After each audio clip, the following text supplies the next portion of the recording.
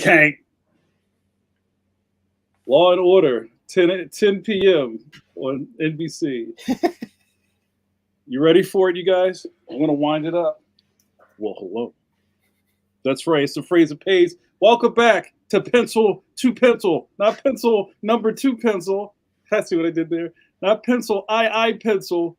It's Pencil to Pencil, T.O. Pencil, with your favorite smiling cartoonist and host. I'm your first.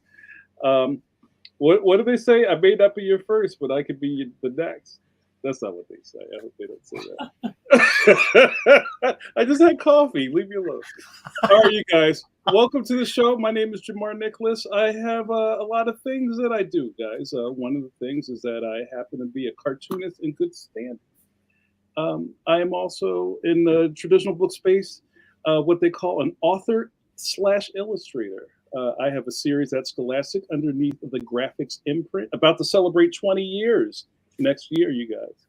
Leon the Extraordinary is my book series. The first one is on sale wherever books are sold. But guess what? You can get the next one, Leon Worst Friends Forever, October 1st. It's a couple months away, you guys. I'm spinning. I'm so excited. But I would be remiss if I did not introduce my next partner in crime, the cohort, co-conspirator. You know him in these streets as Stone Cold Steve Conley. Tell him what you do, Steve Conley. Hello, guys. So good to see you. My name is Steve Conley. I write and draw the webcomic The Middle Age, which turns 8 years old tomorrow. I can't believe I've been doing this silly thing for 8 years. Wow. You can read it on... Cake? What's that? Gonna have a cake? At my age, I don't think so. I think I'll... Chuck E. Cheese? I'll have like a fiber cracker or something. Get a Belvita. But you can read my webcomic on Webtoons, which just passed 20,000 subscribers on Webtoons. It's on Webtoons, it's on Tapas, it's on Go Comics, and it's at middleagecomic.com. And then I make RPG stuff. You play a little D&D? You want to roll some dice? You get intoximancy.com. You got the deathdealing.com. But that's me. But I would be remiss if I didn't introduce the Tower Power, the man of the hour, too sweet to be sour, the Kirby Crackle to our Snap and Pop, the marvel of mark making, Mr. Mike Manley. Hello, everyone. Well, hello. I'm Mike Manley. I draw your childhood. That's what I'm drawing it right now. Right now? Right now. I'm drawing, actually, today on Blue Sky. I posted a drawing, and someone told me, that reminds me of something that I read in my childhood. So. Wow. It's like I'm like Storyteller Jenkins. Drawing your childhood memories. Gather around the learning tree. Mike Manley's about to get busy.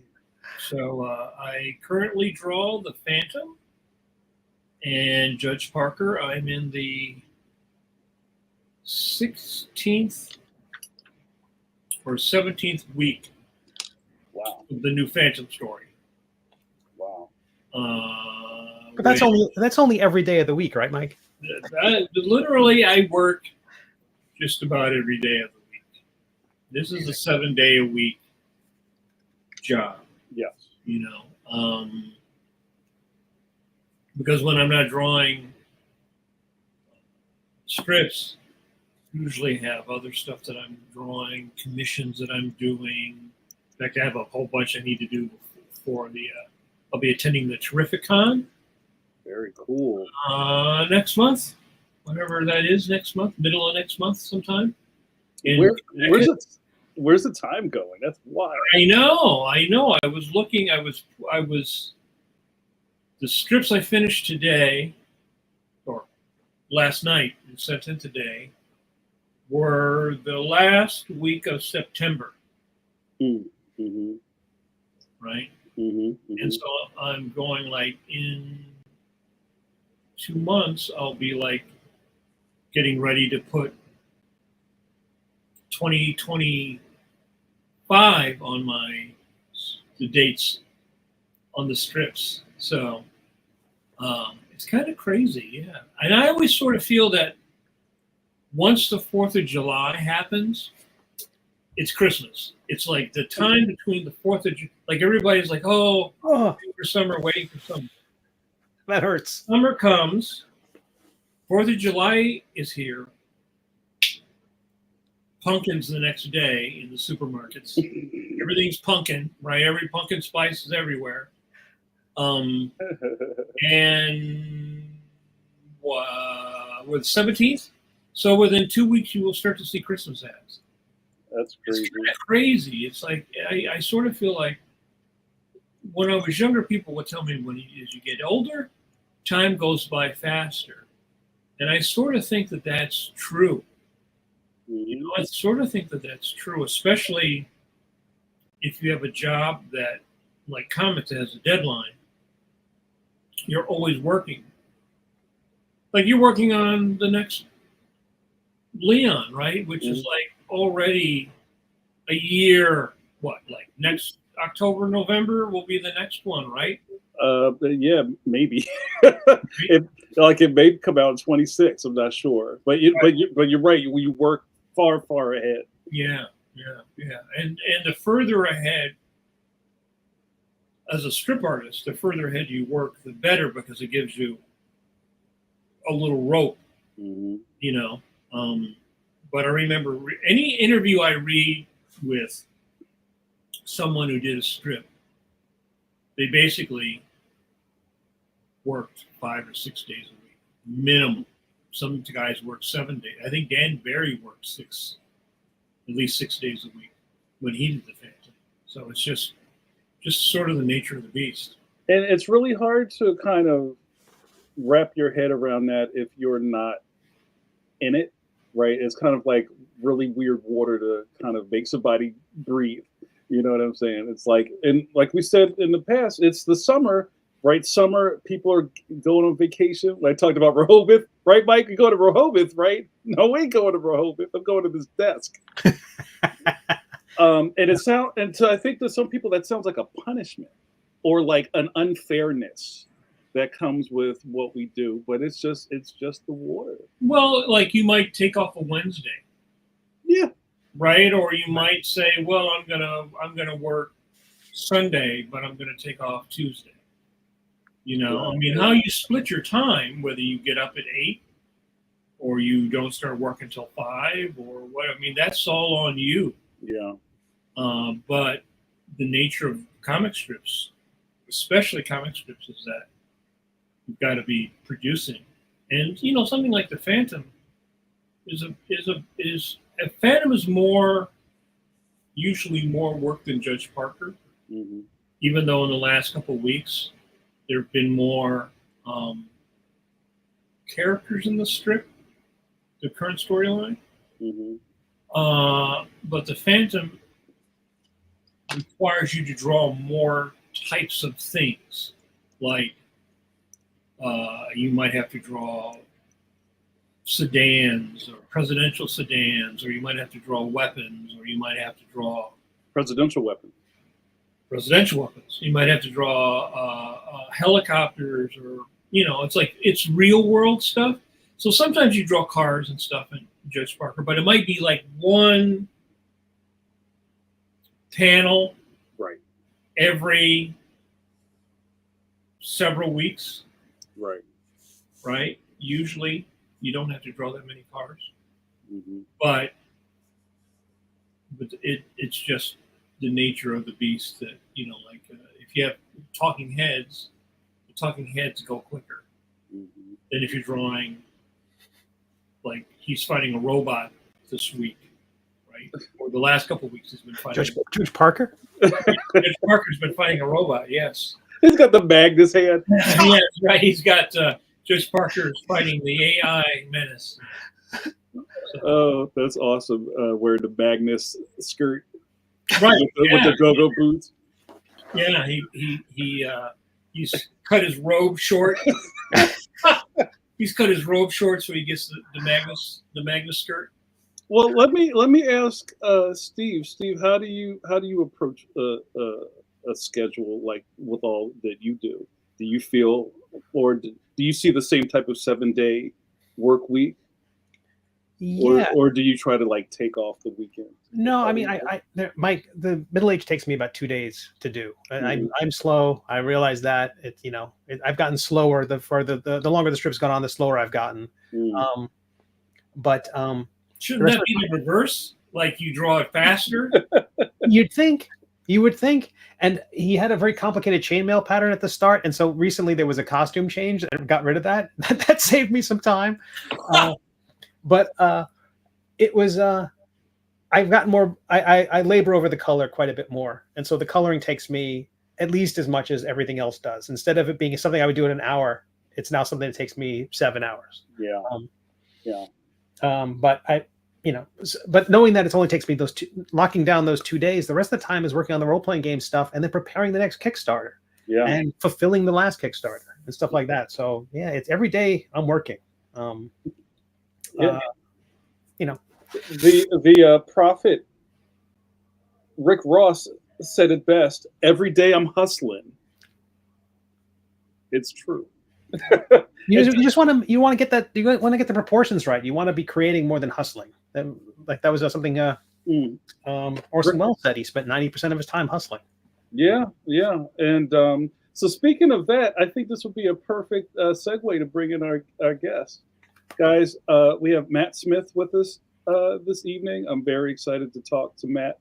Now, I know last week we had Kyle Baker. We're running into a murderer's row of guests, right? You guys are spoiled at this point, getting this A+ content, and Matt is no exception. I'm a big fan of Matt's work, and I kind of introduced Matt as a comics illustrator, and I know from even a lot of our beginnings, one of the big things about being a cartoonist is you do a lot of things, right?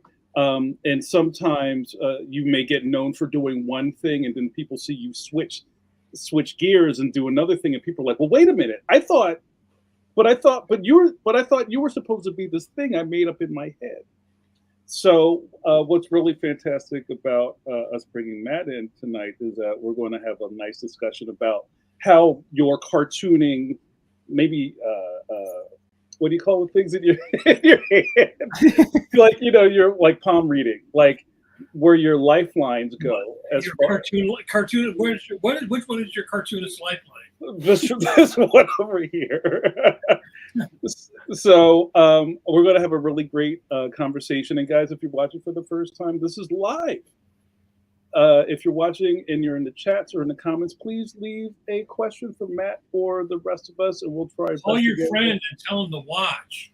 Yeah, just like in Back to the Future. Your cousin, Marvin Berry.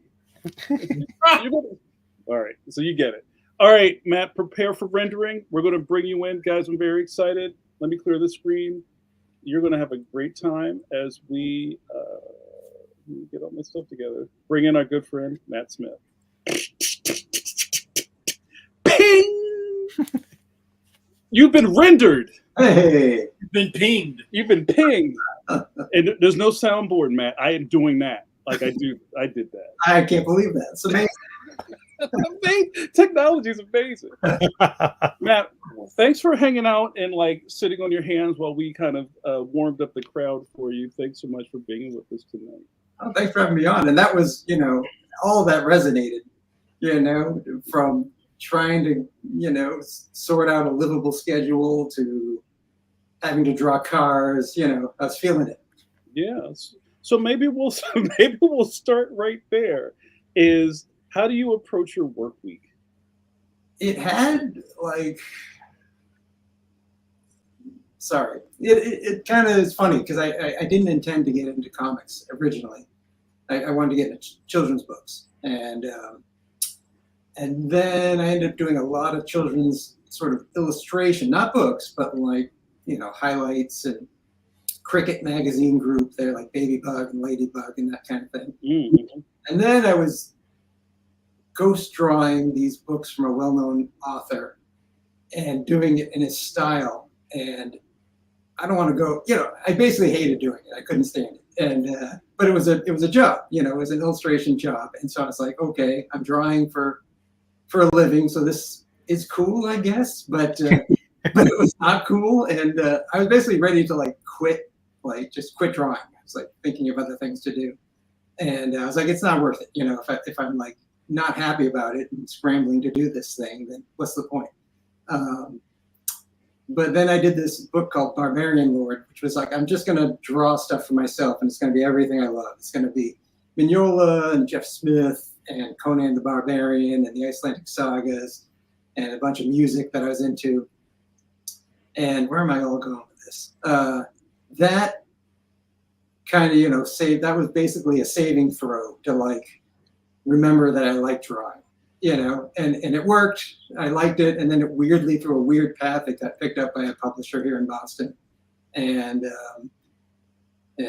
God, now I'm going off on a tangent. No, go. It's good. Keep going. So Yeah, that was a comic. You designed a comic or a kid book that you wanted? it was. It wasn't meant for any audience. It was a comic book, I guess. Yeah, it was a comic book. It was. But a friend of mine. There was this convention out in Western Mass called Paint and Pixel, which is very similar to Mice, if you know about Mice in Massachusetts, and MECAF that was up in Maine, although I don't think that's running now. But Paint and Pixel was excellent, but it only lasted one show, and it was in Northampton or Amherst or somewhere out there. And a friend of mine lives out there, and he said, you know, do you want to like split a table with me and do this and just hang out? And I was like, that's great, but I don't have any comics. So I started working on this. You know, I had done it for myself, but then I started to, you know, to sort of put more time into it to be able to have something for this convention. And I put out one issue. There was supposed to be like 6, and then again through this weird labyrinthian sort of process, it ended up with an editor at Houghton Mifflin's children's book division, which I think is closed now, but it was Clarion. Wow. And they called me, and initially I was, you know, because that question of like, you know, was it for children or was it a children's book or was it, I didn't care because I was just doing it for me. So it had like, you know, beheadings and all these kind of things. It was kind of cute to look at. Like it was definitely heavily Jeff Smith inspired. And so initially I was saying, no, I don't want to do that because you're going to want it to be like amp it up and make it, you know, more bloody, or you're going to, for a certain market, or you're going to want it to be cuter. And I was just like, I don't want to direct it in any direction. I just want to keep doing it. And then he said, no, that's what we're looking for, is something that's different. We have Conan, we have this or that, you know. And I think he was the only editor in the world who would have picked up on this, you know, would have signed it. And then he left, like, I think a month into the process. That's the narrow window that this would have ever happened. And in fact, it's funny because a friend of mine, this is part of the labyrinthian process, and stop me if I'm just going on too long. That's great. Okay. So I was working at this animation studio in Watertown, Mass, called Fable Vision. And a buddy of mine who was a fellow animator there started working as a book designer at Houghton Mifflin. And so when I was doing this comic and produced it for Paint and Pixel, he said, hey, let me show this thing around. And so I gave him a copy, and I thought, that's never going to happen. He's never going to show it around. You know, because it was this weird comic about this gap-toothed barbarian just walking around spouting poetry about blood and ravens and whatever, you know. But I was like, fine, you know, cool. If you want to show it, you know, if you want to tell me you're going to show it around, go ahead. Mm-hmm. And then I get this rejection letter out of the blue. So we did show it to someone. I got this rejection letter from like the editor, the head editor there, saying like, you know, I can see that you put time into this, but all this like, you know, barbarian stuff, it's not for me. She said, but I'm going to pass it down to this guy down the hall who's into weird stuff. And that's the dude who did call me. And then, and again, I don't think anyone else would have signed this thing, but he did. And then he left. And then I had like a year in weird limbo. Like I think they assigned me an editor, but they weren't really involved. I think they were like, what am I supposed to do with this thing? So I just kind of worked on it for a year and just assumed it would be canceled at any minute, but was glad to think that maybe it would be published. And then another editor, a third editor, came on at the very end, who I don't know if she was into it either, but she was like very good at, like, she was definitely going to land this plane. You know, she was really great So that's interesting that you had that production time.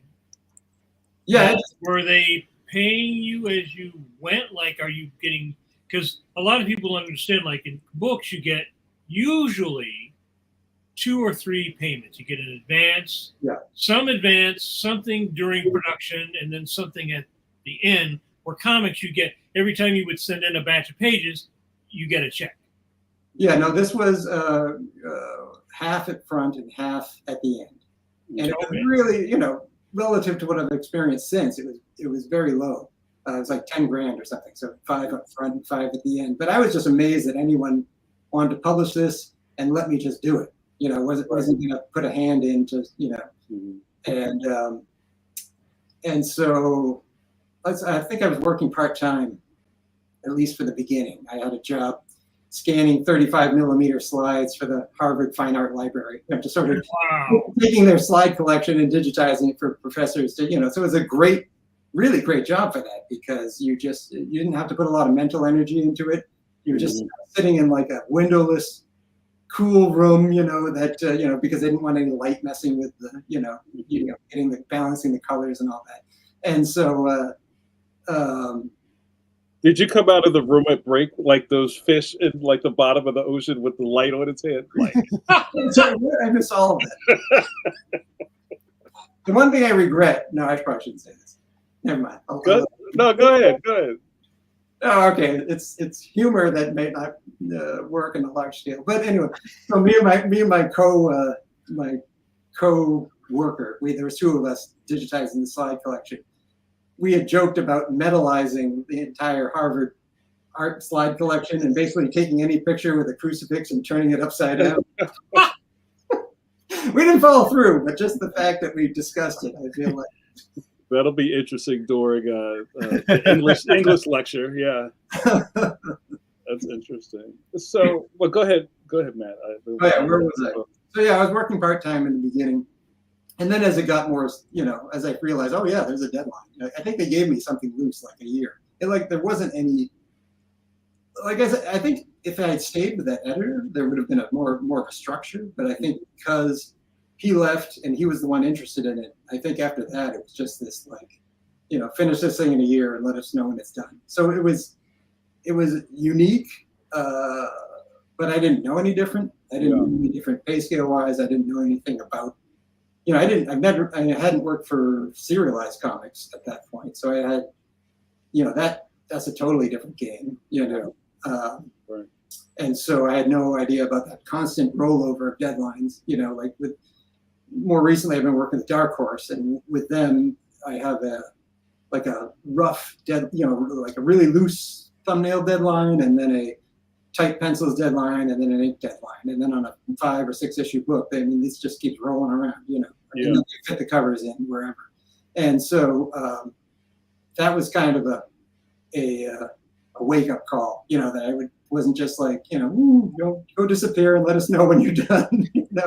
I mean, I did have a bit of a buffer, because right after Barbarian Lord, this guy Nathan Fairbairn, who was primarily a colorist but is now a writer. Now he writes this awesome young adult series called Paws, about, you know, like teenage or middle school dog walkers, and it's amazing. And but before that, he wrote Lake of Fire for Image, which he pulled me into. And I think he tried all of his buddies that he colored. Like I'm trying to think of the guys that he colored, but like, you know, names, like, you know, no one had heard of me, you know. Yeah, he colored O'Malley too, I think. Yeah, exactly. Yeah. O'Malley, and I'm trying to think of his other buddy who's amazing, and I can't believe I'm forgetting his name. That's terrible. But there's an amazing guy. Yeah, many amazing guys he worked for. So I think he ran down that list. They're all like, you know, this story's great, but like I'm in the middle of Wonder Woman, or I'm in the middle of, you know, such and such. And so, you know, he started looking for random people online.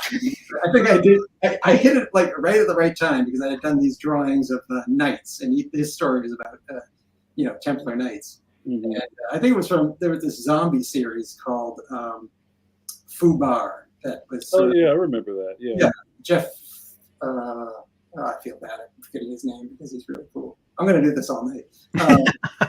But he yeah, he had this like zombies through history thing he wanted me to do for like the back of one of his Fubar collections. And so it was like, you know, a zombie version of, what's the guy who used mirrors for like warfare and like directed rays of lights at, you know, there's some historical dude, I think it was like ancient Greece or something, who like figured out, yeah. And there was a zombie version of that guy. There was like a zombie version of, you know, Caesar getting stabbed by all the senators. He had like zombie versions of history. So one of them involved the knight. I did this knight, and Nathan happened to see this right when he had finished with all the people he hoped to hire. And then I said no to that at first too, because I read his script. I'm like, this is amazing, but like it requires like a serious understanding of like how to bring across emotion and all these complex things that Barbarian Lord was not. I mean, the whole point of Barbarian Lord was like zero motion, because they were based on the Icelandic sagas, which is this very specific, like dry tone. It's like this unvarnished language. No matter what, you know, 200 guys are being killed by one guy or something, and then like it's just like still talking in this very level, dry. It's amazing. It's like it cracked me up, and I loved it. And so Barbarian Lord was trying to capture that language, and that was the whole point of the book, really, you know. And so then I see the script from Nathan, and you have these gut-wrenching scenes, and you know, you have all these people riding around on horses, which I didn't want to do either. And I mean, like I prefer like ancient times. I don't want to draw cars and that kind of thing, but the horse is the trap of going backwards in time, because then you have to draw that. Mike's like horses and oxen and oh my God. Yeah. It just looked like big dogs when I started drawing them.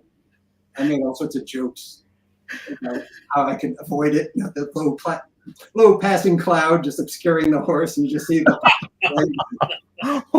Nathan will reply, "I'm going to make you draw 5 horses going up a spiral staircase in the next issue." Well, that I think that's interesting. So you because this is something we talk about all the time on the podcast. You have an opportunity to draw something, yeah, which is not necessarily something that you would draw on your own, but you want the opportunity. But it may also be something that is above your pay grade, let's say, right? Like drawing horses or whatever. Yeah. So how do you go about building that skill set? Well, I mean, first of all, this will sound kind of like I'm trying to be, I don't know, but it's the real deal. Nathan wrote me this email, and after I said no, I think, and then he was like, "Look, Matt, I'm a good collaborator, you know, and I'll work with you on this thing." And that was really like what gave me the courage to do it, you know. And then, you know, I looked at lots of pictures of horses, and you know, I did try a lot of tricks. I put blankets on them. I did put people in front of them when I could. You know, I tried not to draw the legs as much as possible, you know, and I think I drew some really goofy horses in it, but for the most part, it was better than I had anticipated. But it was really that technical drawing part was a challenge, but also just maybe this is technical too. But the rendering the emotions, that was something that I had, you know, I hadn't planned to get into comics in the first place doing Barbarian Lord, and then it was just these cartoonish characters flatly delivering flat dialogue, and then, you know, with all this nutty Icelandic saga stuff happening in the background. And then that was really like the big challenge. And because he like expressed, I don't know, faith, whatever it is, he said, you know, you can do this. I was like, all right, I guess I can do this. But we had a long lead up time, because initially we were going to do it with not Image. It was some other, it ended up at Image, but it was some other publisher. And then that, I think Nathan didn't like the contract, and so we switched to another one. Then the initial publisher, they had given Nathan like carte blanche, is that the word? You know, he could pick whatever, they knew him, and they like, pick whatever illustrator you want. So I didn't even have to try out. But then when that went away with Image, I had to do sample pages. But I feel like I had, I don't know, Nathan could correct me on this, but I want to say I had like 6 months or something before issue 1 ever came out. Like, compare sketches, yeah, you know, and then, you know, start doing the sample pages, you know, that took some pages out of the way. I had like a long time to get over my anxieties about this thing. And then once it started rolling, I had to pick up speed, but that was sort of the trial by fire part. And it's still one of my favorite books I've ever done, just because I think Nathan's story is so strong. That sort of humanist view to faith, you know, like you have the characters who represent kind of the dark aspects of religion, and you have the characters that, you know, represent the, you know, faith and courage that, or like, yeah, courage to go beyond what you think you can do to sort of save the people you love and this kind of thing. It's stuff we've heard about before, but I was still, the way you wrote it, I was like, wow, this is really good. And it doesn't really take a sort of, again, that humanist thing, it doesn't really take a stance on, you know, whether there is, you know, something out there or not, just sort of, just showing it through human beings doing human things, whether they're terrible or good, you know. Matt, I want to talk about that period of hesitancy. So Yeah. when you're talking about like one of your first gigs, and you're like, oh, you have a nice little stretch of time. I think, and I talk about like, I don't know, the veil between the world we live in and what other people live in. Yeah. So I think in some places they may go, hey, you have 3 months to do this. And you're like, oh, okay, that's enough time for me to totally melt and not do anything.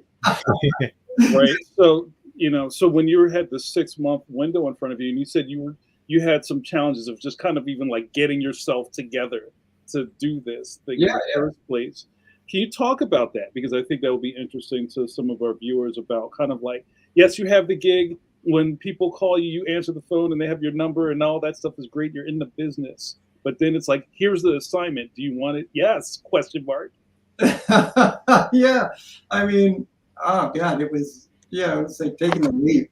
And one of the first things I did was look at my favorite comics and just thinking about them in a different way. Because I think I always just took them for, you know, just enjoying them, just totally taking it in like a movie and not really looking at the mechanics of it, you know, even though in the late 90s, I worked at Kevin Eastman's comic book museum that was Northampton, Mass. And that was, you know, that was a lot of it. That museum's purpose was sort of, you know, showing the process of comic books. And so you think I would have picked up on this working there, but I think I just thought it was cool to be working in a comic book museum because they were, there's something I want to air out live about that. Sorry, I have to get this up. And,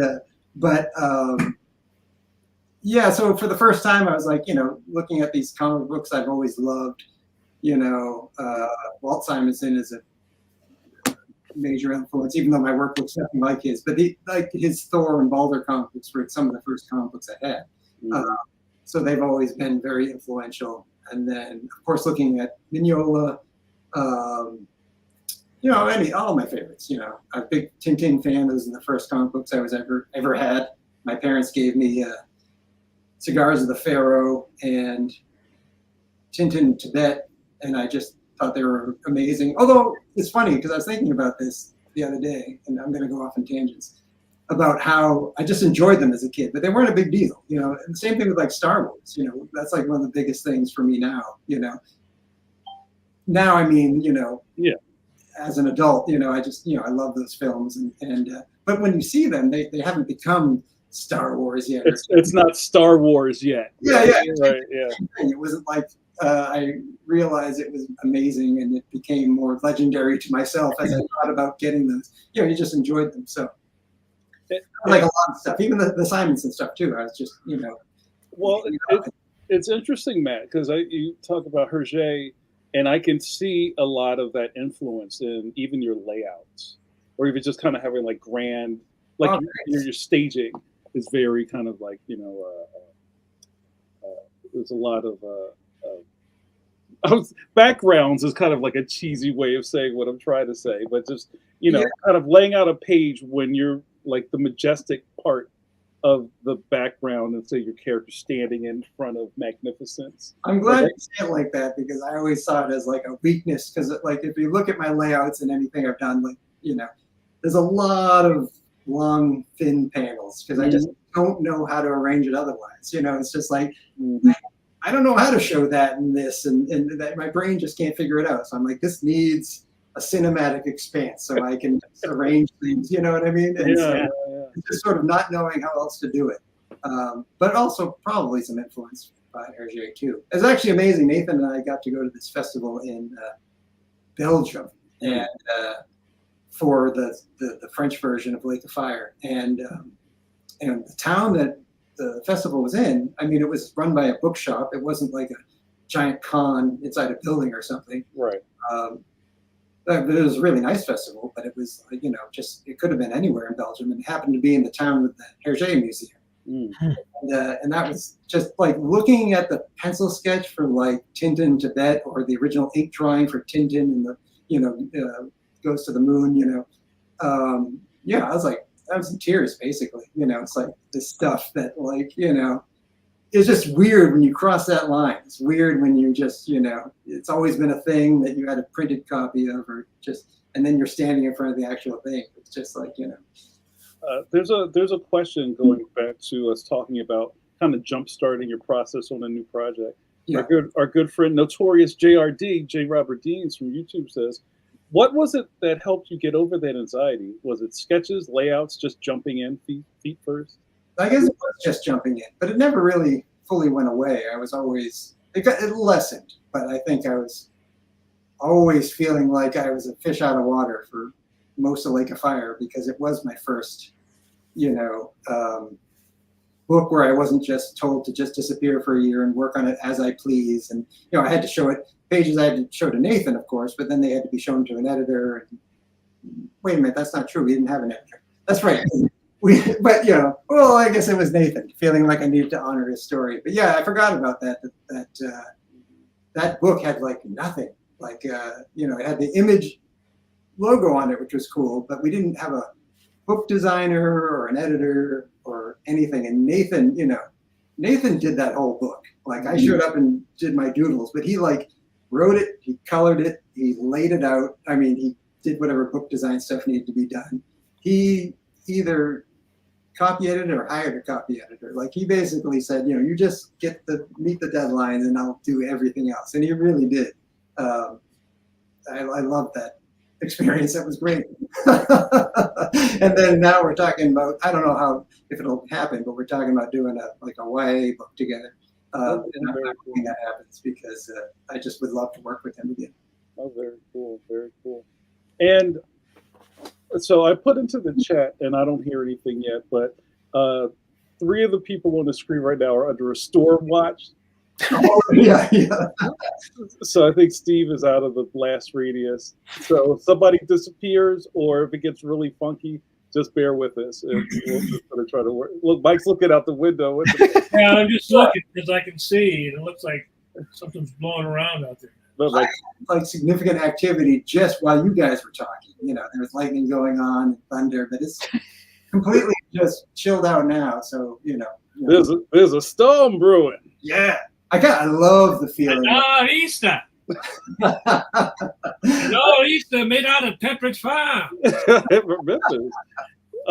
No, I just have this vision of Mike in a Gordon's fisherman suit. That's what I'm having for dinner. Fish. So, of course, this makes me think of Wizard of Oz. I'm just going to throw this in here because that's on my mind. There's a documentary on. I saw it on this channel, Canopy. I don't know if you guys have heard of that.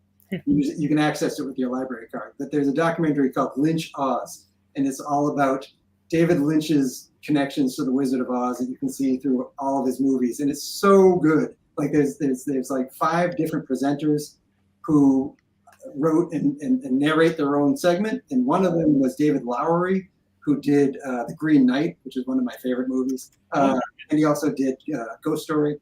And then another one is John Waters. So, of John Waters. And so that I want to recommend that to everyone. It's pretty cool. That's great. Matt, I want to switch gears for a second. I think we're simple people. We're but simple creatures, Matt Smith. And especially back when I first started out in comics, I used to kind of categorize the other cartoonists by regions. Yeah. Like my first shows that I went to were SPX. Yep. And that's kind of where I cut my teeth at the SPX shows.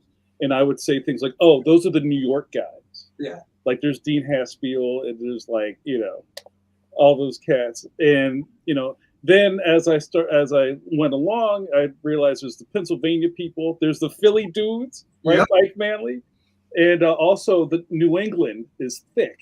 And New England is thick with cartoonists, and you talk about Northampton, and of course the Turtle guys are out there. And, Yeah. happy to know a couple of those guys, and some of the affiliates.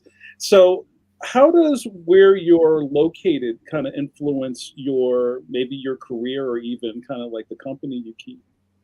I think it would if I left my house, because there's like a lot of there's some amazing stuff here. I think Mice itself is such a beautifully run organization, and I have done it a couple of times. But Braden and Shelley, they're just brilliant.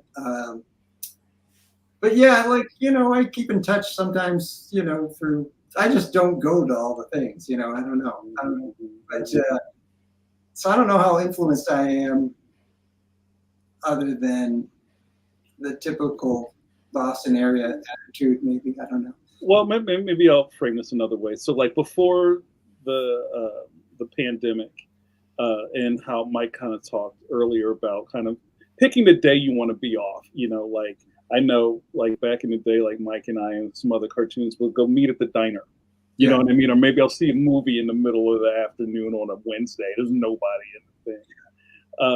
And I learned, quickly just from the different camps, like, Craig Rousseau's out there. And I know Craig rolls with some dudes, and you all kind of like do the same thing, or you're in the same pond. So I just wondered if, maybe since the pandemic, that's kind of tightened up for you. And it's like, well, I don't really leave the house, or doing Zooms with other guys. Mode. And Craig has been my lifeline to any kind of action. Like Craig is the one that urges me to do cons and that kind of thing. He's the one who got me to go to Baltimore, where I met you, JAMAR. And I drove down with him, which was fun. I owe Craig any sort of outside activity I do. It's usually at his instigation. Is that the word? His friendly suggestion, maybe. But there's a lot of there's a lot of brilliant cartoonists. There's quite a few in Somerville. Actually, I'm gonna do a little show and tell. Hold on, I'll give you the screen. My friend Tara Bean did this book called "Here I Am Me," and it's just a beautiful exploration of mental health. It's aimed at sort of younger kids, that kind of thing. But I read it, and it made total sense to me. I'm like, God, I got a lot out of this book. But just a lot of complex topics. Both medically about the brain and how it works, and also various emotions and what's happening. Especially for younger, there's kind of like, I don't want to say an imbalance, because it's not imbalanced. It's just like, there's a lot of the way you react to things as a young person, as a teen, it's more intense. I think either we get worn down, or maybe we're something, but we don't tend to experience things as intensely, and so it just talks about a lot of stuff that maybe isn't talked about that often, and puts it in this beautiful graphic form. And so she's a Massachusetts resident and a longtime friend. Wow. And I think that book is super important. Really. Well, I love that, and I also love kind of like we're in interesting times, right? And a lot of people have challenges, and I love that there's now things that can support, helping kids help figure stuff out. You know what I mean? I think that's great. For sure. That's my dog. And there's a whole, I don't know if what do you call it? It's not a genre. There's a group called Graphic Medicine. Yeah. And actually, Kara is right now in Ireland at the Graphic Medicine event. Mm-hmm. In Dublin, I'm not sure, Wow. but it's just awesome that exists on a level where you have a group. There's a lot of people doing, graphic breakdowns of, again, like super complex things that like it's not easy to. And if you read a wall of text on it, sometimes you're just gonna like, your eyes are gonna glaze over, or what, and having it in this really approachable form, I think that's a really interesting thing to tackle for a second, because again, the power of cartooning opens all these doors. Yeah, for like sure. where I really look at what we do is we're problem solvers. It's like Schoolhouse Rock. They took something very complicated, right? Exactly. Right, and they made like the thing about I'm just a bill. I'm only, and they explained the whole little thing. Yeah, it's like a couple of minutes. What I think is which is funny, because that was very accepted, and at that time comics were like, weren't so accepted. Now it's actually so much the opposite in the last 10 years, and especially in the last 5 years, where all publishers want comics. Everybody's doing comics. Comics is like accepted in a way that I don't think most people probably could actually imagine comics being accepted. Although it's ironic, because everybody always loved Peanuts. Everybody always loved, comics or animation. But now it's not looked at as just being, for the juvenile delinquent or whatever that false idea that people used to have. And I think that's because it's generational. Like our generation, which is like middle age now, came from the time when comics weren't thought of as being accepted, to now you go into a library, they want comics, they want things like that to pull people in. And now there's all these, like you're saying, this thing about medicine, or all kinds of different sort of sub genres of comics, which is funny, because I also think that in Japan they always sort of had that stuff, because their culture is very different. It's very literate. People read a lot. They read because they're commuting. We're kind of getting to that point now where we're having that, where you have the different types of genres, and people now growing up, when they're 10 years older, 15 years older, they will be the next generation of people coming in to make comics, which will then change it even more, because I do think it's the grouping of cartoonists was very generational. Like I remember going to SBX 2000. Was it 2 or 3, something like that? 5, somewhere in there. 5, 6, yeah. That was a different generation of cartoonists that are going there now. Like there's some people that are grandfathered in, but there's been like a couple generations, because I think there used to be like above ground comics, Marvel, DC, that kind of stuff. Yeah. And then there's Fantagraphics or indie. Yeah. I don't really hear people say that term now. Yeah. Sure. Yeah. I mean, what alternative? It's like alternative music too. It's like alternative to what? Now that there's such a interesting stuff. Yeah, it's interesting. The first thing I noticed going to, I forget what the first comics event I went to. It wasn't one of the big ones. It was either Mice or MECAF, or it was that Paint and Pixel. One of the first things I noticed was I thought it was interesting, the support from all the different, everyone at the event supporting each other and that kind of thing. And I kind of remember visiting some comics things when I was younger, and it was a little bit more like cranky old man, like everyone sort of isolated more, maybe. And I was like really taken aback, especially with mice, about the that's sort of everyone's cheering each other on, which was sort of a different thing. It was notable.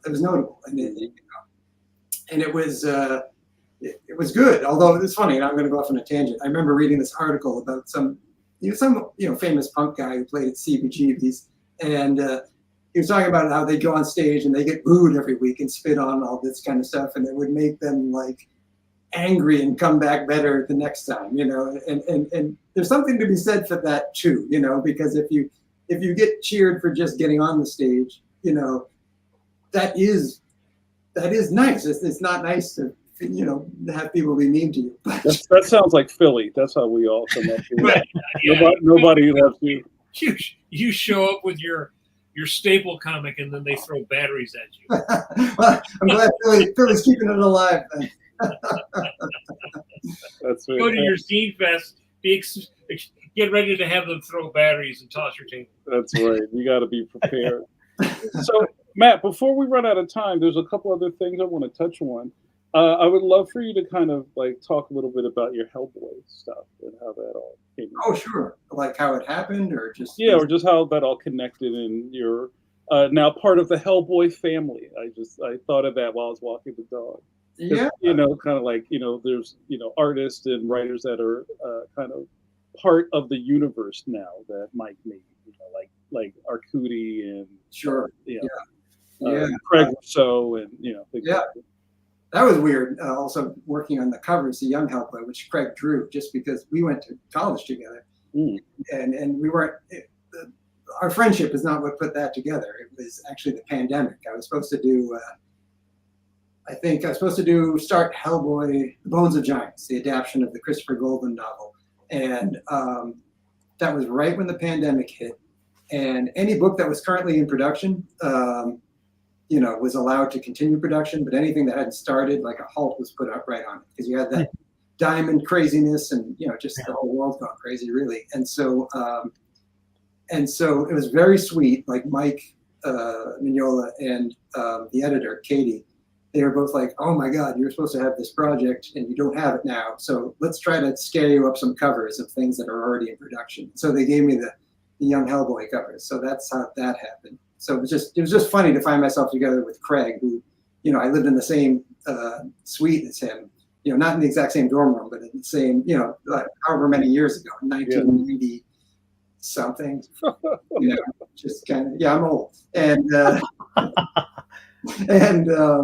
how it started was, again, this is kind of a weird labyrinthian thing too.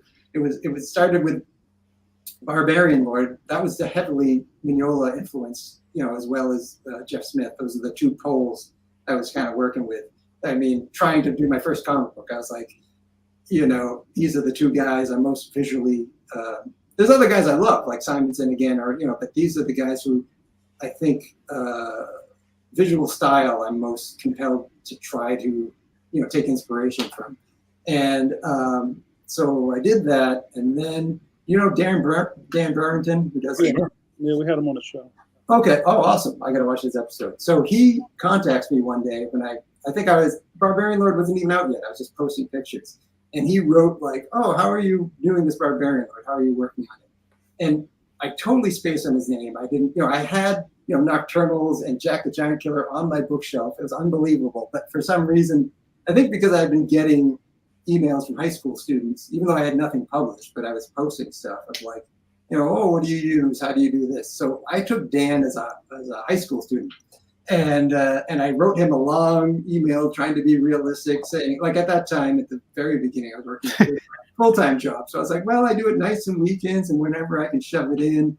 It's not easy, but you can do it." I was trying to sort of balance not turning them off, but also not presenting it as like something that's just, "Oh yeah, sure, it's fine, it's easy," So I wrote him this long thing and then sent it off, and then it hit me right when I hit send. Of course, I was like, Dan Burrington, holy crap, like Rob Zombie album covers and like all these comic books that I have, and beautiful painted work, on that God level with like Dave McKean and all that. And I just wrote to him like he's a high school student, and but he seemed to find it funny. And then so he said, you know, I think maybe the book had been signed at that point. He was like, when you have something to show, can you send copies to me? I just want to send some to friends. So I was like, sure. And I got the floppy sort of arcs in, you know, there wasn't the hardback. And I sent it to him. And then one person he sent it to was Walt Simonson, who then Craig emailed me one morning, Craig Russo, and he's like, hey, Walt Simonson's talking about your book online. And I was like, what? And so he said nice things, I think, because of the Norse mythology connection, that kind of stuff. And then Mike saw that. I'm pretty sure this is what I heard happened. And then it was, you know, it was like a couple of years later. It wasn't right away. I get an email from Mike asking me if I want to work on some Hellboy stuff. And I thought it was just a friend, just however they would do it, change their name. Just like Mike Mignola is not emailing me out of the blue to work on Hellboy. But he did. And so that's how that got going. And then that was immediate horror, because I was like, even more horror than Lake of Fire or anything else, you know, just because I'm a fan of this. You know, I'm a fan since my buddy turned me on to it in like '96. I wasn't there from the beginning, but I came in right with Wake the Devil #1 and bought everything after that. Every release day I was on it up until now. And so I was like, here's something that, you know, I should say no to, because I'll screw it up. And but then I thought, that's dumb. I said yes to it. And then yeah, that first issue was tough, because I was just like, oh, the big hand, how do you draw that? And like, you know, it was hard. And then he asked to meet me at Boston Comic Con, and I thought he's gonna sit me down and be like, you know, that was nice try, you know. Punch you right in the stomach. Exactly. Check his big iron fist out. Yeah, That'll drive you right to the dirt. I mean, I was terrified. And then, but then we ended up just having a beer and talking about tater tots, and then he asked me to do Bones of Giants. So I was like, okay.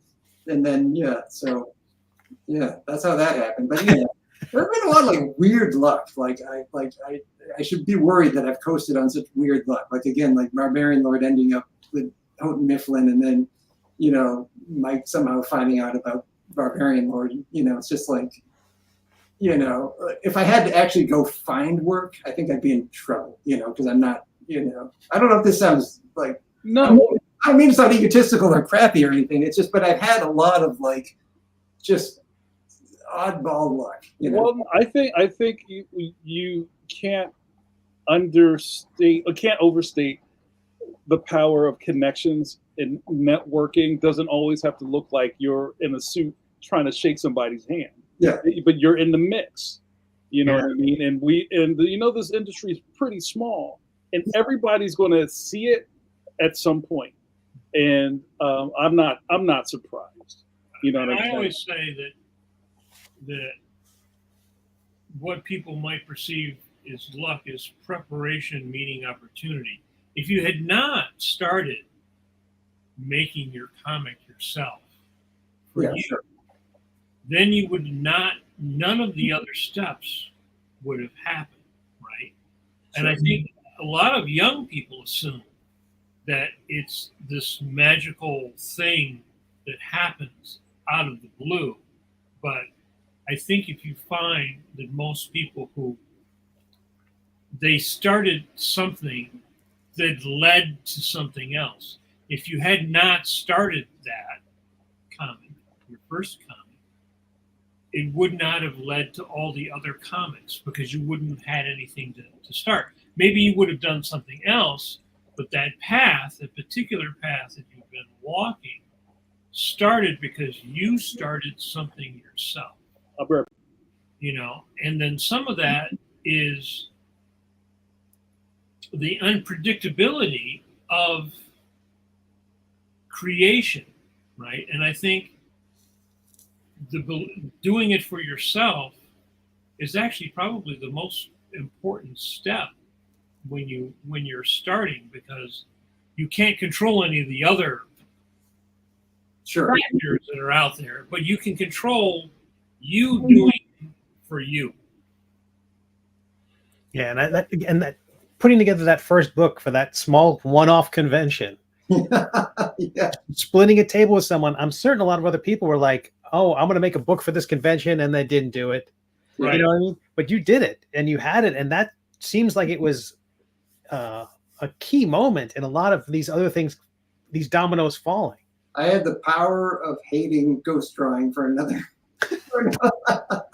It was so much fun just to like do something with just pure, just everything you love, and like not caring if anyone liked it at all. That was the fun part, and that's changed obviously. It's like I'd like to say I'm always just easy breezy, but I'm aware now that like Hellboy has a long, history and fans, and it's not the same as doing Barbarian Lord and no one cares. You know what I mean? And so it's I try not to think about it, but you guys must feel that. I mean, now that you have 20,000 followers on, was that it? Did I get that right? Yeah, but I've done like Star Trek for IDW and things like that, and you just like that there's people out there who this is their everything, and you're gonna, the Captain Kirk lives in their head, and you have to service that thing, and then you love it as well, and so you want to honor the creators. And let me ask about your process. I don't think we haven't even touched on that.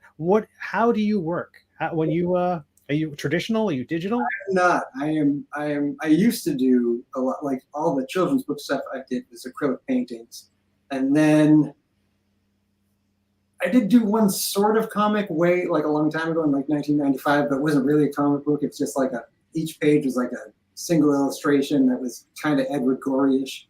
But this is another oddball thing that happened where me and my friend who wrote it applied for a Xeric grant and got it. And this is like what middle-aged cartoonist cred, Xeric grant. But I wish it was still there, because I think it's really great. But for folks who don't know, the Xeric grant was something that was created by Peter Laird. Yep.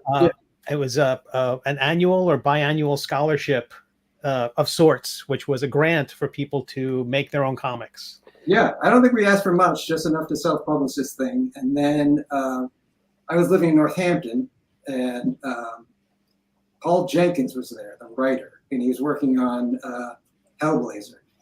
And that was really cool because I would like hear him ruminate ideas. We'd have a coffee, and he'd be like just talking about some like idea for a Hellblazer story, and then like a few months later, I was like, that's the thing he was talking about. So it was always so neat to see it happen.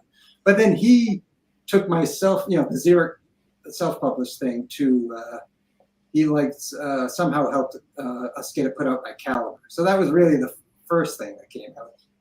What was the name of that? Alec Deer. It was kind of this, again, like very demented sort of, I don't know, kind of Edward Gorey-ish kind of thing, It was sort of a masked killer, but he was sort of joyful, sort of dancing around and singing songs. It was strange, but that was, it wasn't really a comic book. It was these single illustrations that were, your question about process. So that was all crosshatched, and it was like ridiculous. It was like a stupid amount of crosshatching. Not smart crosshatching, like you see an artist who really knows how to balance white and blacks. I was just like starting with like a 0.03, whatever Kohinoor technical pen, and then just like filling up the page from one corner to the other. So yeah, this is a weird thing, and I'll bring it up just in case it's useful to anyone. But so it was all traditional, and then I had, around the time I started Barbarian Lord, I discovered digital illustration because I was working at an animation studio. They had us using Flash, which I think is gone. To do very simple, like squash and stretch animation, like blinking eyes. It wasn't real animation. It was just very simple. And but I got used to Flash and then started drawing it at home because I thought, wow, this is actually a great cartooning program. And that's what I started Barbarian Lord with because I was never happy with my line. Really? So yeah, so the acrylic painting, that was all the color was red, and with the cross hatching work, again, it was the filling that like made it work. Like my actual, if you saw the line drawing I first started with, it was really kind of stiff and like not very good. But then I do this insane amount of cross hatching, which even though again like not really well used, it had a certain impact because it was just you could just tell like if nothing else I had spent 100 years on each page. And and I burnt out on that fast because we were working on a part 2 that never came out. But then I started doing the Barbarian Lord stuff in Flash, and it was like, oh my God, look, I can pretend I know how to do like a really nice line that doesn't need the cross hatching or the color to make it stand. You know, like this line I'm doing here can stand on its own. And then I got scared. I got scared of going backwards to traditional drawing, and I'm only doing it now. Like some like covers. I did some Ninja Turtle covers recently that I just did with a brush and a pen, and it's just so weird to like develop a phobia about something that I had just done without thinking for so long. Like, I don't know if anyone else has ever experienced this, but it was just a really weird thing of just developing stuff to my satisfaction digitally, and then being scared to go backwards, or not backwards, but just pick up the pen that I've been using for not having undo. I drew sketches, and I'm trying to pinch and zoom on the sketchbook. I'm like, my brain is wired a different way now. Yeah. Well, this something I just thought about is, if you remember, and I'm showing my old indie card. In the late 90s into like the really early aughts, there were a couple of people who were trying to like figure out a different way of solving the Rubik's Cube. Like, you started to see people's like mini comics, like, oh, this guy, he did this whole book in Illustrator. Oh yeah. Or like, oh, he has assets of his character, and he just like, what do you call it, like the paper dolls, like there's pins in the thing, and he just moves them and changes them, and people are like, oh, word, how'd he do? Like, people were trying to figure out another way to skin this cat at one point. And when you brought up Flash, it made me think, like, Flash was big, for a minute. Yeah. And I kept going as long as I could, and then that was Clip Studio, which kind of reminds me of the inking tools I use in it. Kind of remind me of what I was doing in Flash. Right. I do all my sketching in Corel Painter, which I hate because it's a beast of a program. But I keep trying to draw in Photoshop and Clip Studio, and I just can't find the tools. I can't even remember how I customized the tools that I did in Painter, like a decade ago. So I'd be shocked if I had to recreate. I spent a long time making tools in Painter that felt like the pencils I could use. Yeah, I'm surprised to hear that about Clip. Like, a lot of people love inking. And I draw both strips in Clip, and I had to, because I'm dumb, right? So I try to do everything as close to the way that I do it traditionally. Sure. I'm not a guy who's like, I'm going to buy a brush pack and I'm going to like slider and do all these things and say, I'm too stupid for any of that kind of stuff. I just want to like, does this kind of look like a pen? Okay. So I use like some chalk or pastel or whatever, because it kind of looks, and I have to adjust the. Yeah. This is, sorry to interrupt, but that's exactly what I did. I couldn't get any pencil to work for the sketching. I found a chalk in Painter. Right. That I slided. And got it to behave more like the pencils I like to use. And so that was, and then I can't let it go. I can't move on to another. Yeah. It's weird because younger people will spend a lot of time, students that I've taught, they will spend a lot of time, tweaking all this stuff, right?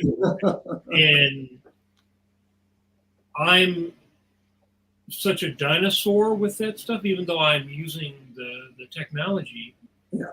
I don't know if I don't have the mentality, or like I said, I'm just too stupid to sit there and play with that stuff all day. If it looks like a pencil, I don't care if you call it chalk or whatever, that looks kind of like what I would do on, that's what I go with. Right.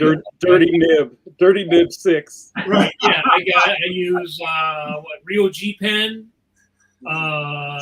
Shout out to Real G pen. Yeah. I mean, it's like when I first got it, I was getting all these different pens, but then I look at it and go like, well, this is called Bob's Big Belly, or this is called.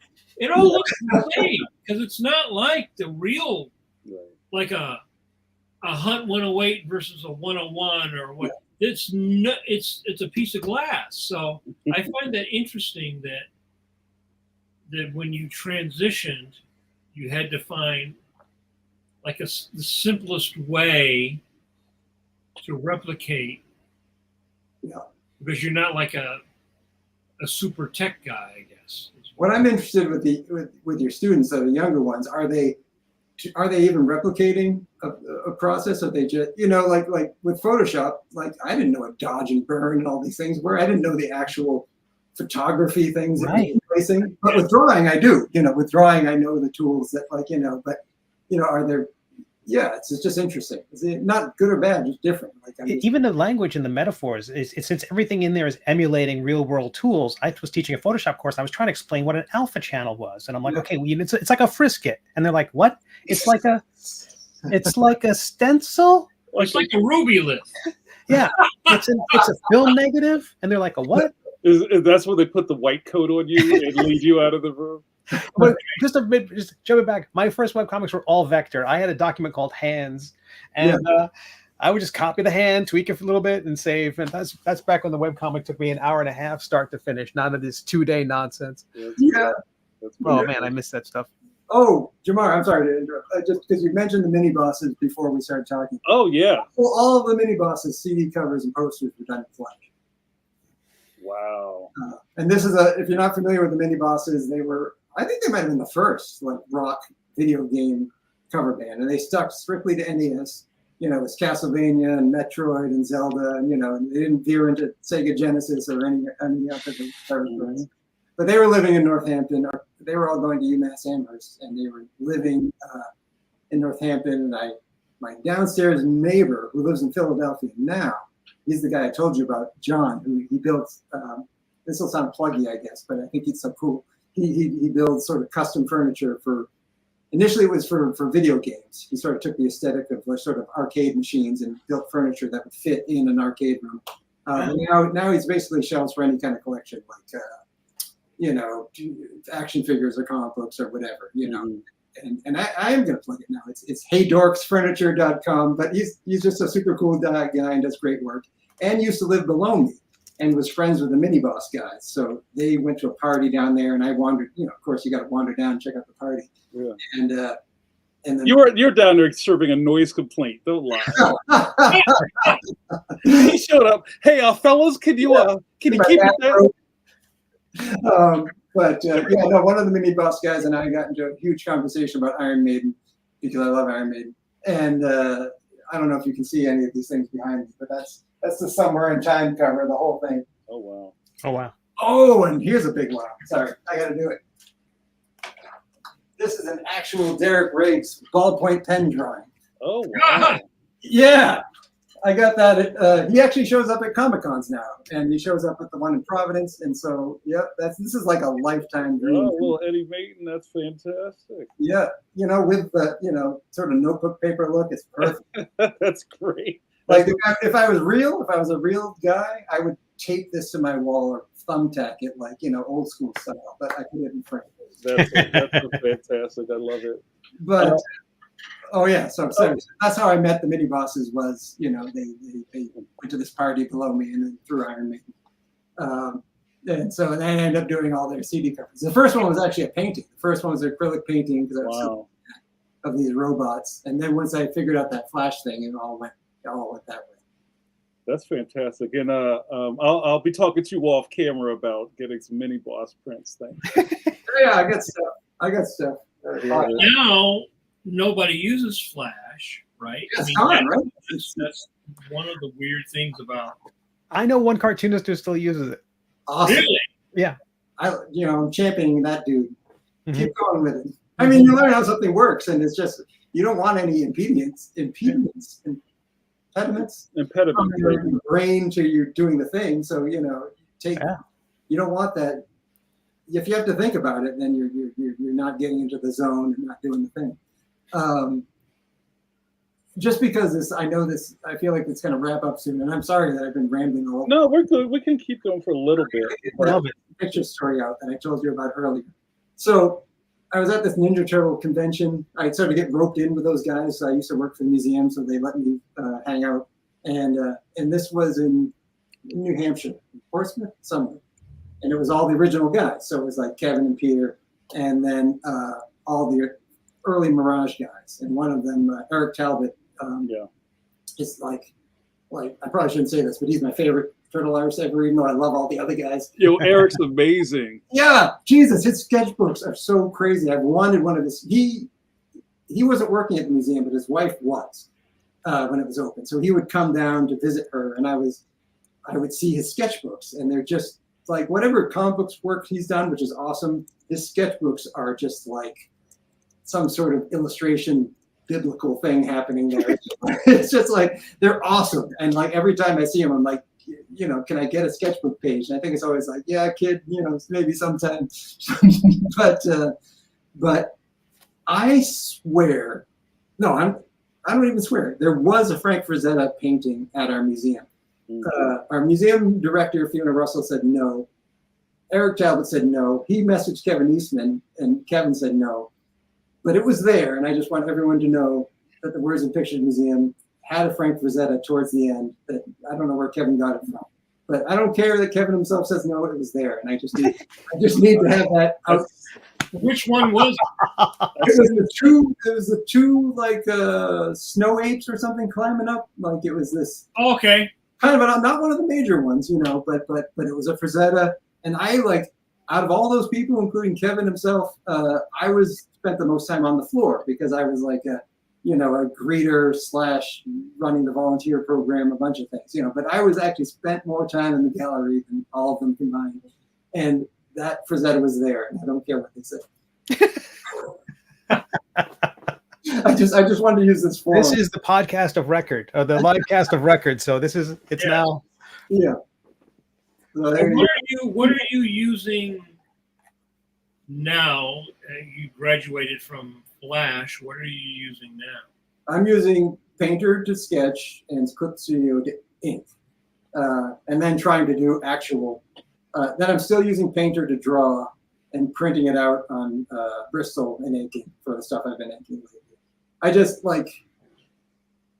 I want to just draw on the board, but my brain has become so accustomed to, it's just part of my creative thinking now, as lofty as that sounds, of just moving things around. Like, I think I used to think more, like I used to, you know, plan for like a panel. Like now I'm just like, wouldn't that look better over here? And, you know, wouldn't this have more impact if I pull this guy up further and push that guy back, you know? And it's just, it's like the pencil itself or something, just that ability to sort of, you know, think on the fly has just become the way I think. So it's really hard to go backwards on that one. It's not nearly as hard to sort of regain confidence in the you know, ability to ink, but the ability to like, I think it just reprogrammed my brain and how I think of, you know, I move panels around and it'd be hard to go back on that one.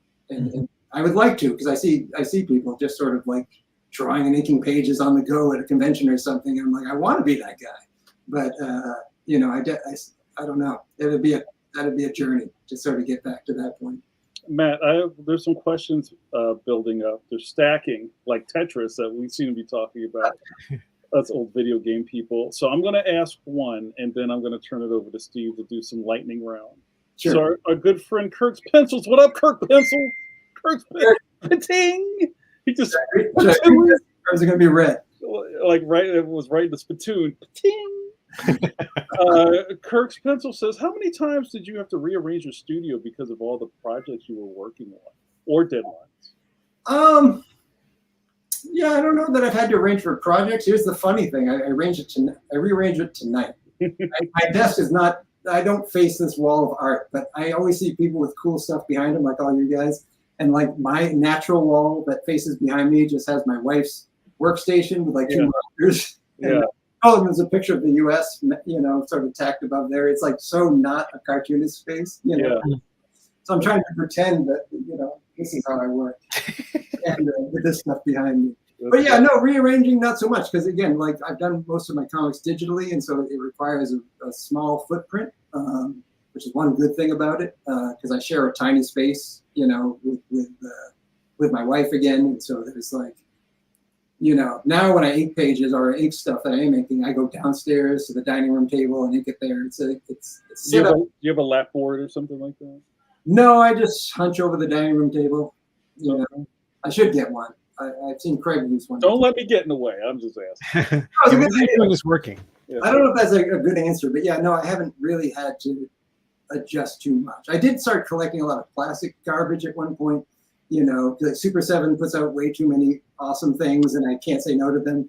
And I've been saying no now. Like they just came out with Salt and Pepper, and I wanted that so bad, but I said no. Although I did somewhere, I broke down on Falsa Doom for, you know, the look at that.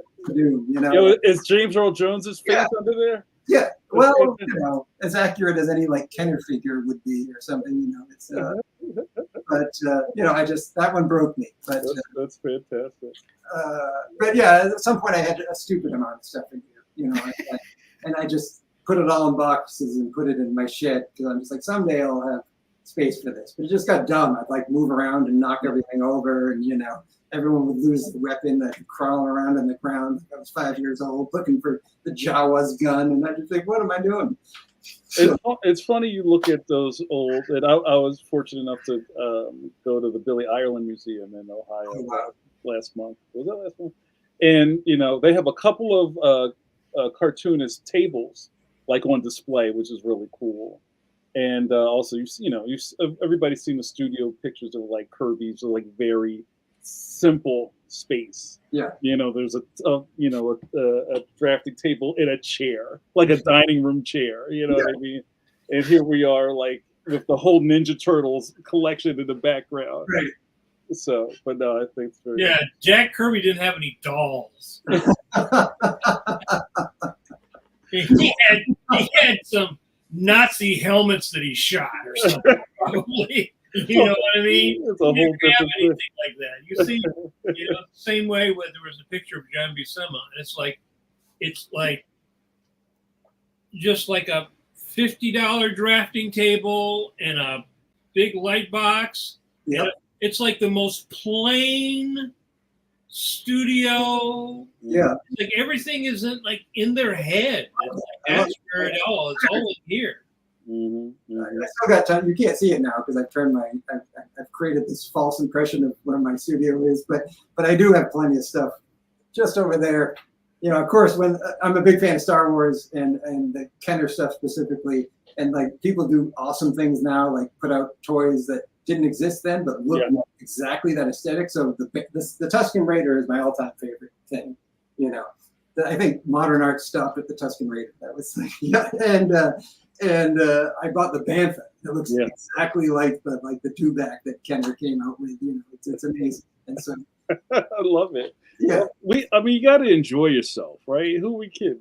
Yeah, and sometimes a silly idea, and like that you have expendable income as a cartoonist. You have sports jerseys and trophies, real man stuff hanging on your walls. Signed footballs, right? Right, yeah, you know, you can have jerseys with people's names scribbled on it. Just out of camera here is nothing but animal heads. Just your hunting wall. My trophy kills. Well, it's funny if you go to Hobby Lobby. I don't know if you do that. They have a man cave wing where it's just like you go to one end cap and it's all video game stuff, and another one is like America, like giant truck tires and truck nuts. Right, truck a nuts. wall of truck nuts. That's all you need. All flavors of truck nuts. And then you go around, and then they have like the beach house and the love, live, laugh, love, life, live, love. It's all there, whatever you need, bro. I need one of those. I need the live, laugh, love. That's what the studio needs. Live, love, life, love. I'm going to call the Iron Maiden stuff. You have Captain America's shield here, truck nuts there, you know, over there. I like you diversify. I love it. Yeah. All right. It's time in the program for a lightning round. Ka-chow. So Matt, what is going to happen is that Stone Cold is going to ask you a bunch of questions, and you're going to give a kind of quick answer. Yeah, not a rambling answer like I've been doing. Ramble away. Well, these are a few of them we've curated during the course of the show, and the first one up. I'm going to just go on the list in order. Okay. Oh, I thought that was a good quote from Eternity. Go ahead. That's great. First up, Billy Bob on YouTube asks, "Hi Matt, what is your thought process behind formatting comic panels, and what is the most important part to you?"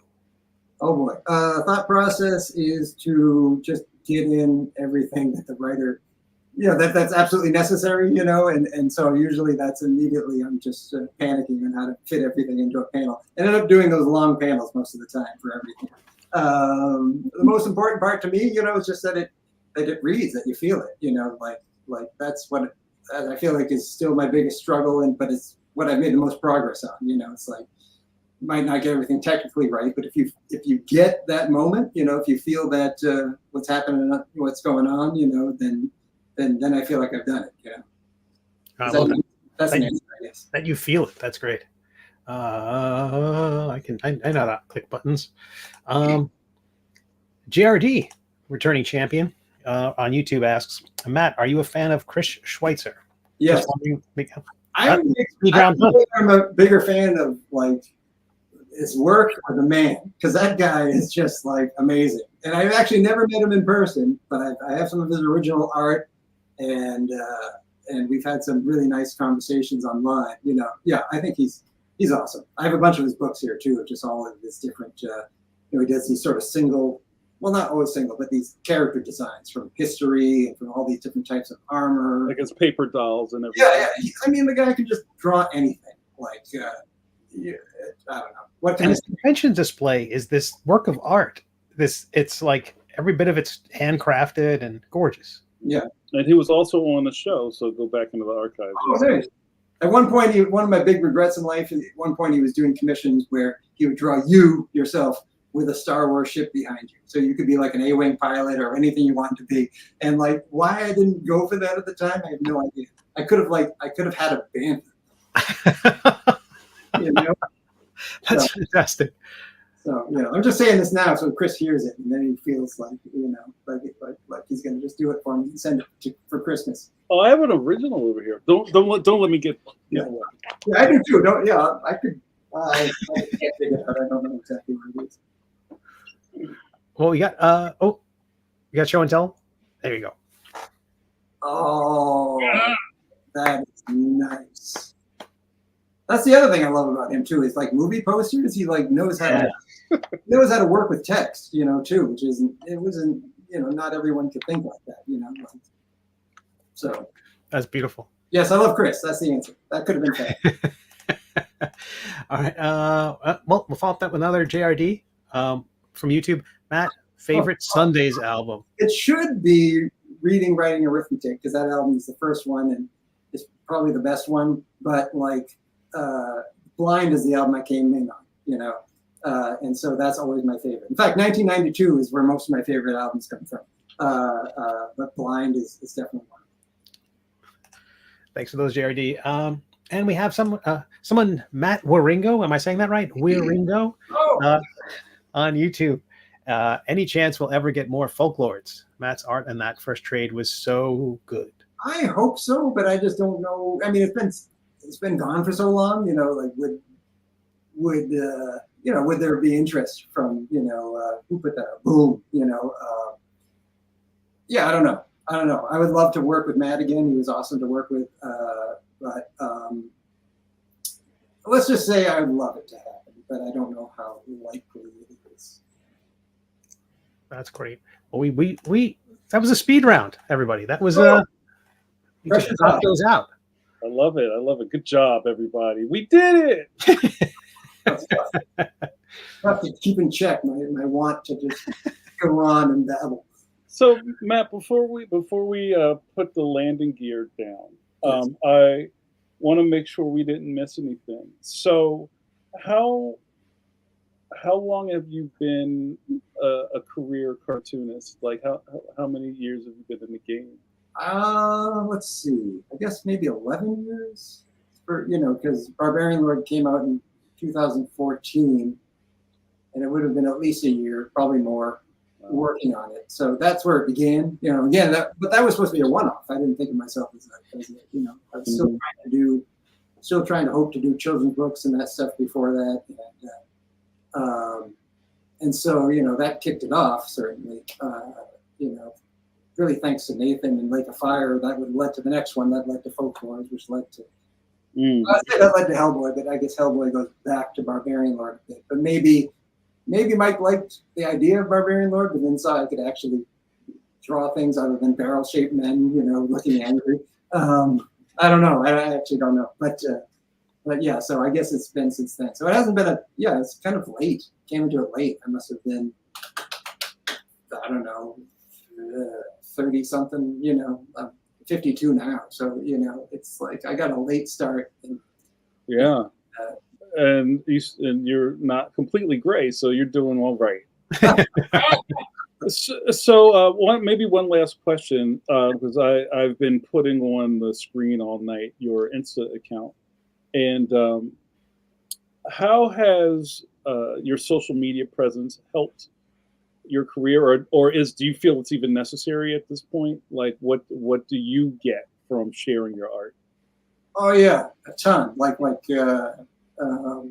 I'm not very good at it now, but it's not because I don't think I need it. I think it's just like, I don't know. I get into weird goals where I'm just like doing sketches every day and I just want to put them out there.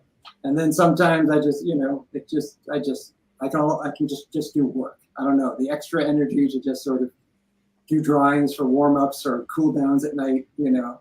I notice it's weird. It comes in these patterns where like I'll be doing all this extra drawing all the time just because I just want to draw that troll or draw this, you know. I've done like little weird comics that are the lyrics to a song, you know, just for fun.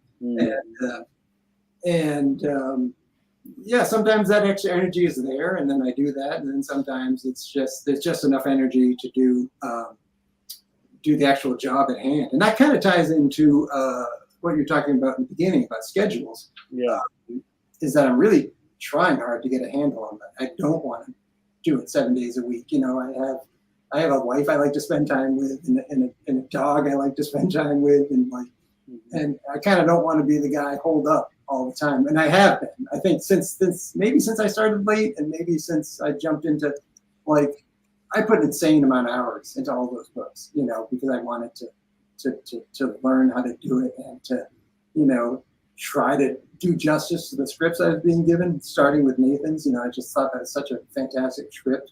So it wasn't just 7 days a week. And this is probably like you guys too sometimes. It was like, you know, 7 a.m. to, you know, 10:30, 11 at night, like with just breaks to eat and walk the dog. And that was fine for a while, you know, for years. And more recently, I've been like, you know, maybe that's not great. Maybe like actually spending time with people you love is also cool. It's really hard because I always feel that comics is like a sponge, and it will just absorb all. It will just keep absorbing. It will absorb every job you get is as absorbing as possible. The thing is that eventually the deadline says you have to send it. Yeah. Send it out. Yeah, and my wife tells, like, you know, not just her, but she's around the most. You know, it's like that version you had 3 hours ago was fine. It didn't edit, it was fine. You know, and I'm like, no, Hellboy's horns look weird, or like, you know, some weird thing. And yet I still managed during Hellboy and Love, I still managed to give him the left hand of doom 3 times during that run. And thankfully I fixed it for the trade. But if you get the original comic books, there's 3 instances. I think, you know, people have done it once and then been suitably, you know, embarrassed by it. I did it 3 times. I'm focusing all of these, like, oh God, did I get, you know, does it look like this kind of sports car or whatever? Is it because you're flipping the work as you're drawing it to clean things up and to check it, and sometimes it just gets away from you?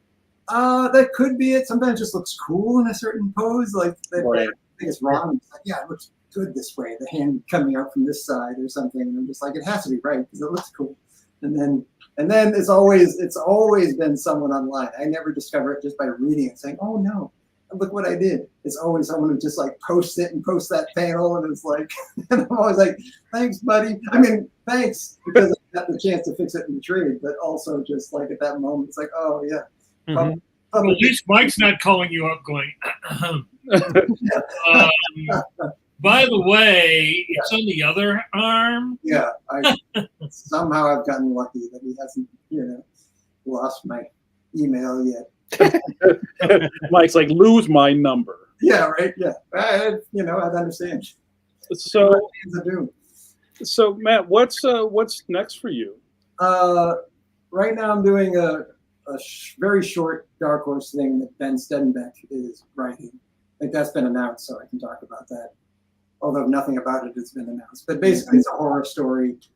It's gloriously demented, is how I put it. I think Ben's a New Zealander, and I can't confirm this. He didn't say this, but I think he was raised on those early Peter Jackson films, just really gory, disgusting ones, and this has some of that in it. And so it's like I've never done something like that before. So I was actually just talking to him today, like emailing today about like how that's fun to try to do something different, because it's usually trying to convey some like heavy emotion, like in Lake of Fire, these people are dying, or in folklore, it's trying to get the earnestness of these characters who are trying, and all this stuff. And this is just full on, just disgusting. Like JRD says, like those like Peter Jackson. Exactly. Like that wild stuff. All right. Yeah. So it's fun. It's fun. I'm enjoying it.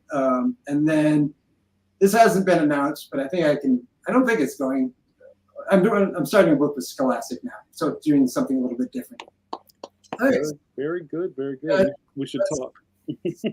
I owe a lot to Tom Snagowski as well. Like he's like he's a great guy, and he pulled me into a Bone short story for a Bone collected that came out, and I think that put me on Scholastic's map in some way. And they gave me a project that is very different in the way that Ben's is different. This one is also very different from anything I've ever done, but I think I like the challenge of it. And I'm adapting this YA novel, which I've never done. So I'm like writing so initially I thought, really, you want me to do this for the first time ever on this project? And they're like, yeah. So you're a busy cat, man. What are you talking about? You got a lot going on. There's actually, this is totally unrelated, and I'm going to squeeze it in, and I'm sorry, but I thought we would talk more about Philadelphia tonight for some reason. And I wanted to bring up a couple things. Well, I brought up my friend John and his Hey Dorks furniture. But then I wanted to bring up one of my favorite artists, Sally Cantorino. Do you know her work? She's based in Philly, and she did this book, Human Remains. She did this book, Door by Door, Night by Night. I think that's the name of it. She did this book, I Walk with Monsters, that I liked a lot. Anyway, I think it's amazing, and she's based there. And I've always wanted to do a convention near there, just so I could like meet her and shake her hand. And her and her husband are like super cool. They had like their wedding was all like Frankenstein themed. Like, I think she Frank, and so they just seem cool in general. And that but her work I love a lot. And then, are you familiar with the band Sonia? I've heard of them. Yeah. Okay. Just quickly, I know this isn't part of the thing, but Sonia. Actually, I brought it for show and tell. I love show and tell. I bought their album Loud Arriver. It's just such a rocker front. Wow, it's amazing. But that's an album too. That's a whole record. Look at that. Oh yeah. Signed by the band. Nice. Because I'm a nerd like that. But the thing is, I heard the record first and thought it was just awesome. But then the cherry on top was hearing the story later with the songwriter, singer of Sonia. She was kicked out of her black metal band for transitioning, and so they were like, no women in the band, and they kicked her out. And then she came back with this album that just wipes that band off the map, and it was just so cool. Like I was like, but I found out all this after. The story wasn't what hooked me, but just hearing that after like loving this album, I think it's a treasure of Philly, basically, is what I'm saying. So, that's fantastic. Yeah, I mean, that's one of the cool things about being here. It's just like the city is huge and it's tiny at the same time, and there's a lot of creatives and creativity going on. A deep art city. Yeah. Although there are like different camps, and not all the camps overlap each other. There might be like a younger bar crawling camp. Yeah. But cartoonists tend to not congregate in that way because everybody's at home in their studio. Yeah, everybody's home working. Yeah. Right. So you might meet somebody at like a zine thing, or like there was a Locust Moon thing like 10 years ago, where you would have some overlap of newer and some overlap of older. But like there's a lot of cartoonists now that might be in Philadelphia, but you would not necessarily know it. You might see their work online, but it's not like it was back in the old days where everybody went to whatever convention was available. What I hear from anyone from Philadelphia, and I don't know if you guys feel this way, but everyone I've talked to from there is like, yeah, I love it. They're not lukewarm on it. Like anyone that I've talked to is like, this is the place to be, because there's just all this great different kind of art scenes going on and stuff. I don't hear like, well, and then previously I'd only really heard that about like maybe, I don't know about these days, but like meeting people like from Seattle or Portland, Oregon or something, like, yeah, I love it. I'd go visit anywhere, but I'm ready to go back to Portland when I'm done, I kind of get that vibe from people from Philadelphia I've talked to recently. Like my buddy John, he loves it there. Yeah. Well, that's nice to hear. And I'm a native, so I have my own kind of like entrenchments, but it's always interesting to see people who move from other places here, and they kind of like Mike. Yeah, Mike's from Michigan. You know what I mean? So, but I know, maybe people have walked into a more vibrant art scene than you grew up with, or something like that. Or Mike, Philly is coming from the Midwest. Yeah, you had to adjust to the city of brotherly love, which does not have which I think the person who coined that term was being ironic, because coming from the Midwest, it definitely took getting used to. I think the thing about Philly is there's a lot of old traditional art here. It's cheaper, or was cheaper, than New York, although that's fast changing now. That's really changing in the last couple of years. So I think people who couldn't afford to live in New York could find a place to live in Philly. So you didn't if you're living in New York, your burn rate is super high. Probably like in Boston, like your burn rate is like super high, right? Yeah. It's getting that way in Philly. It used to be you could find a place in West Philly, South Philly, and you could kind of like get along, but it's definitely changing. It's changing. Wow. Yeah, I can imagine that. I was in New York for a minute, like 1 year, and like I was a security guard at the Met, and like I was trying to get the whole art thing started, and man, that did not last. I was like, I could just barely afford my apartment. I remember buying like bags of rolls and splitting them in half, like dinner rolls, and saving one. Actually, can I tell one more story? Are we going late? Sure, go for it. One of the things that when I finally met Mignola at the Boston Comic Con, one of the things he found entertaining, I think the story he liked the most once we started talking about random things, was when I was a guard at the Met, I couldn't afford to get lunch, so I would get all the free things. I'd get a cup of water and a lemon and sugar, and I'd make lemonade, and then I'd get a dinner roll there, and the pats of like sort of spreadable cheese were right next to the butter, which were free. The cheese apparently was not free, but forever they just never charged me. They didn't see me, so I'd have they didn't see it on the plate, so I'd have like my cheese roll and my lemonade every day at the Met for lunch. And then I found out like that cheese was not free, and it was something stupid. I don't know, like probably under $1, but I like had everything mapped out exactly, my expenses, And so I started cupping the cheese like under my tray, like stealing my cheese. And And then Mike just found this hilarious. He's like, you're surrounded by priceless works of art in this amazing place, and here you are stealing your bit of cheese every day. So you can That's like a low rent Thomas Crown affair. Right? Yeah, exactly. Yeah. just like I twist myself in the mirror every time. Going with like a false leg filled with rolls and cheese when you leave. Like, are you here to steal priceless works of art? No, I'm just trying to get this bread platter.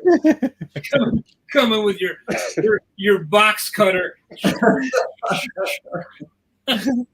I love that cheese. I love it. All right, Matt, we had a fantastic time talking to you. I hope you enjoyed it. I really enjoyed it. I hope I didn't, like, I know this is about comic books, and I felt like I talked about everything, but you know, I had a good time. It's about surviving in New York. Lemon water. It's about the journey of the creative, not necessarily about comics. And I think we covered a lot of bases, and you're really fantastic to talk to tonight. And I wish you all the success. I'll be bothering you about Mini Boss's art very soon, and we'd love to have you back on. Do you have any other places online you'd like to plug besides your Insta? I'm actually still, I won't call it X. I'm still on Twitter just because, you know, I think I left. I decided to like no more after all the things. And, but it's real conversations and friends I met on there that like, I immediately felt the loss when I left it. You know, it's like, it wasn't like, it didn't feel like promotion, which I know we have to do and I hate it, but it felt more like, you know, like a proper community, at least like Chris Schweitzer. That's where I met him and had a lot of chats with him. And like, you know, I don't know, you know, and a bunch of people that I would have never met otherwise. And so I went back to it. So anyway, make a short version. I'm Barbarian Lord on Twitter, and I'm on Barbarian Lord on Instagram. And then I'm on Facebook. I think it's Barbarian Lord, or maybe my own name, but that's mainly just, I post like metal videos and, you know, nonsense, you know. Okay. And you know, and last thing is funny because I was doing some digging on you, and I went to your Wikipedia, and your name, there's a lot of people named Matt Smith. Yes. Right. So I know some of us have those problems. Like there's other Mike Manleys. There's also other JAMAR Nicholases. Which Killed him. But what I thought was funny on your wiki, it said Matt Smith. If referencing Matt Smith, Matt Smith, and it was just like some other Matt Smith. Who's there's a guy from Game of Thrones. Yeah. If you ever see the Laker Fire trade, I don't think it's in print, so you might not ever see it. But I wrote a long thing in the back about all the Matt Smiths that I'm not, and then like we were gonna have this Highlander deal where all of us would fight and one of us would get to be the Matt Smith. I like Matt Smith Highlander. I like where this is going. See, your sword will steal his soul. That's right. Yeah. I mean, there's some good Matt Smiths too. Oh, there's an amazing comic book artist.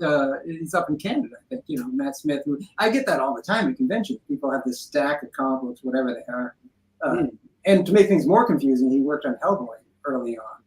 Really? That story. There's another Matt Smith who worked on Hellboy, and he's just done way more professional comic book work than I have. And so I'm always getting emails and things. Oh, you know, do you still have copies of this? Or you did this run back and whatever. Can you sign my, you know, and it's always, you know, I'm getting his emails. He's not getting my emails. And but you know, but I mentioned him by name. That, you know, I'm going to take him out. You know, I have to use your middle initial.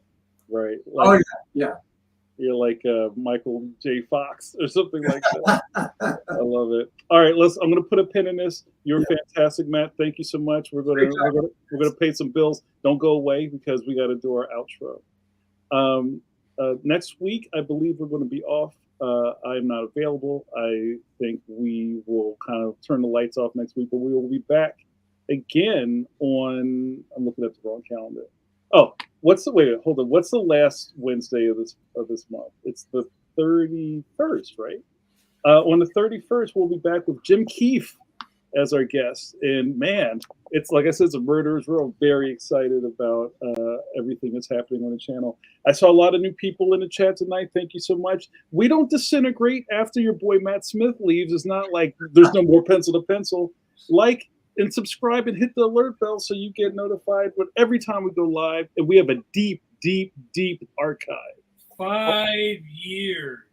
All right, I'm diving back in. I'm starting with Chris and then Dan Burrington. I heard those two names. I'm sure that's a ton. Yeah, you can have a pencil palooza. You watch like 90 of them. Yeah. But so, guys, we're in a world where things are melting quickly beyond the heat waves.